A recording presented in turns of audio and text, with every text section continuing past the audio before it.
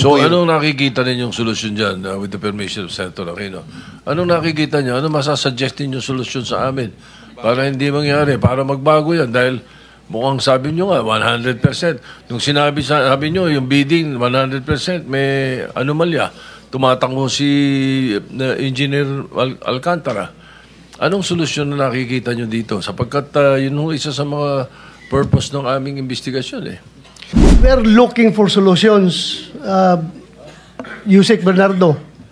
Do you think kung makapasa kami ng batas ng death penalty para sa mga corrupt na politiko at mga government officials, ikaw matatakot ka kaya na inamin mo na kanina na may kasalanan ka? Ngayon, kung meron tayong existing na batas na bitayin ka kapag ikaw ay nahuli, magawa mo kaya yung nagawa mo ngayon? Palagay ko po, maraming matatakot talaga doon at hindi ko po masasabi, Mr. Chair, na mawawala po totally. Pero tsak pong mababawasan. So,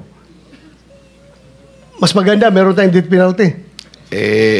Yun. Coming from the horse's mouth, Mr. Chair, na umamin na siya, nagkakasala, gumawa siya ng kalukuhan, pero kung meron tayong death penalty, hindi niya gagawin yun dahil matakot siya. For the record lang po, Mr. Chair, pinaglalaban natin yung anti-corruption at pinaglalaban din po natin restorative justice, hindi death penalty. At pinaglalaban din po natin prison reform.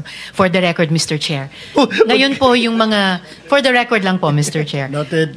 Salamat, Mr. Chair.